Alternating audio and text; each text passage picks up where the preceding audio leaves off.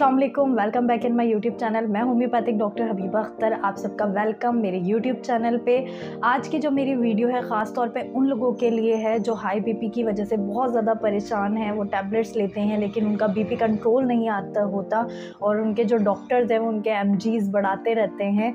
तो होम्योपैथिक में एक ऐसी दवा को आप इस वीडियो में बताऊंगी जो आपके हाई बहुत ज़्यादा बढ़े हुए बीपी को भी कंट्रोल में रख सकती है। तो काइंडली मेरी ये वीडियो पूरी देखिएगा। चलें वीडियो शुरू करते हैं। सबसे पहले हाई बीपी है क्या? हाई बीपी बजाते खुद कोई मर्ज़ नहीं है। ये हमेशा किसी न किसी बीमारी की वजह से समझ लें, एक ये शो करता है कि हमारी बॉडी में कोई मसला चल रहा है, उस वजह से बीपी होता है। लेकिन बीपी बजाते खुद से नहीं होता। हमेशा हमारी बॉडी के अंदर हमारे अंदर कोई बीमारी होगी, कोई वजह होगी जिसकी वजह से बीपी होगा। जैसे कि फ़ीवर बजाते खुद कोई बीमारी नहीं है लेकिन हमारे अंदर कोई मसला होता है बॉडी के अंदर, जो फ़ीवर के तौर पे सिम्टम्स, एक अलामत शो होती है कि भाई चेकअप करवाएं, कोई ना कोई मसला है। तो बीपी की बहुत सारी वजूहात हैं जिसमें से मैं आपको एक एक करके बताऊंगी। सबसे पहले ब्लड थिकनेस। ब्लड जो होता है उसमें वो गाढ़ा हो जाता है जिसकी वजह से हाई बीपी की बीमारी हो सकती है, क्योंकि ब्लड जो है वो सर्कुलेट नहीं कर पा रहा होता सही तौर पे, दिल पे नहीं पहुंच पा रहा होता, बॉडी पार्ट्स में नहीं पहुंच पा रहा होता, जिसकी वजह से बीपी का जो लेवल है वो बढ़ जाता, नॉर्मल से ज़्यादा हो जाता है।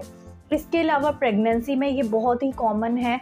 मोस्टली प्रेग्नेंट वुमेन का जो बीपी होता है वो हाई रहता है क्योंकि हार्मोनल चेंजेस हो रही होती हैं जिसकी वजह से बीपी हाई होना शुरू हो जाता है।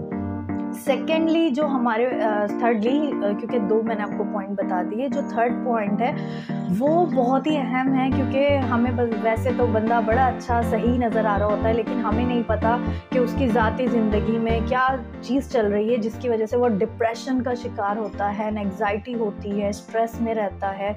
बहुत ज़्यादा चीज़ों को सोचने वाले लोग, इनका बीपी भी हाई रहता है। जब उनकी केस टेकिंग करते हैं तो पता चलता है कोई घरेलू मसला है, कोई काम का मसला है जिसकी वजह से बीपी हाई हो जाता है। अच्छा, ये वाला जो बीपी होता है ज़रूरी नहीं है कि ये हमेशा रहे। जिन लोगों को जो बहुत ज़्यादा सोच लेते हैं, बहुत ज़्यादा एंग्जाइटी होती है, उन लोगों को बहुत ज़्यादा टेंशन, डिप्रेशन में रहते हैं किसी चीज़ को लेके, किसी परेशानी को लेके, अपने घर की कोई परेशानी या काम की कोई परेशानी, तो उनका उस टाइम बीपी हाई हो जाता है। लेकिन जब वो उस परेशानी से समझ लें बाहर आते हैं तो बीपी उनका दोबारा नॉर्मल रहना शुरू हो जाता है। तो ये कोई बीमारी नहीं है। लेकिन कुछ लोग जो बहुत ज़्यादा डिप्रेशन में रहते ही हैं उनका मुस्तकिल तौर पे बीपी हाई रह सकता है, तो उसमें भी ये दवा बहुत अच्छा है। और इसके अलावा ओवर एक्सर्शन, यानी बहुत ज़्यादा अगर फिज़िकल वर्क कर लिया है जिसकी वजह से बीपी हाई हो जाता है बाज़ दफ़ा, ये भी अगेन ऐसा है कि ज़रूरी नहीं है एक बार हो गया तो बार बार होगा, ठीक है। लेकिन जैसे कि अगर आपने फ़िज़िकल वर्क ज़्यादा किसी टाइम कर लिया है, किसी दिन कर लिया, तो ये सिर्फ उसी दिन के लिए भी बाज़ दफ़ा बीपी हाई हो जाता है, उसके बाद नॉर्मल हो जाता है जब आप अपनी नॉर्मल रूटीन पे वापस आ जाते हैं। एंड लास्ट, इंसोम्निया की वजह से भी बीपी हाई होता है। इंसोम्निया यानी नींद का ना आना।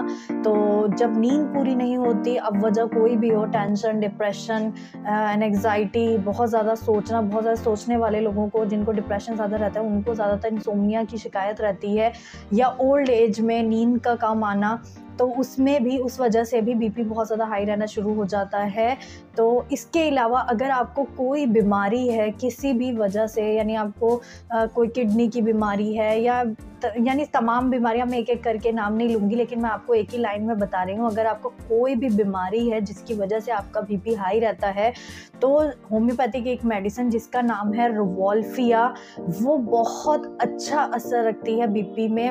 वजह चाहे कोई भी हो जो मैंने आपको पूरी बताई, वो वजूहात कोई भी हों, लेकिन अगर आपका बीपी बहुत ज़्यादा हाई रहता है या हाई रहता है तो उस वक्त ये मेडिसिन यानी रिवॉल्फिया बहुत अच्छा काम करती है।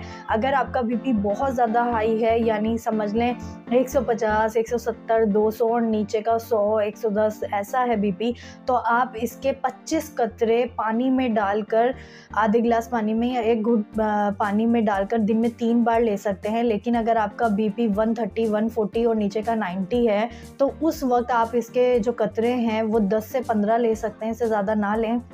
10 से 15 कतरे ले सकते हैं दिन में 3 बार पानी में डालकर। तो ये दवा बहुत अच्छा असर रखती है। तो अगर आपको हाई बीपी की शिकायत है, आपके सिनारियों में किसी को ये शिकायत है, आप लाजमी उनको इस दवा के बारे में बताएं। ये दवा बहुत अच्छा असर रखती है होम्योपैथी में। तो आई होप कि आप लोगों को मेरी वीडियो अच्छी लगी होगी। अगर आपको मेरी वीडियो अच्छी लगी है तो काइंडली प्लीज़ मेरे चैनल को सब्सक्राइब कर दें, मेरी वीडियो को लाइक कर दें और शेयर करना बिल्कुल भी मत भूलें। बहुत शुक्रिया।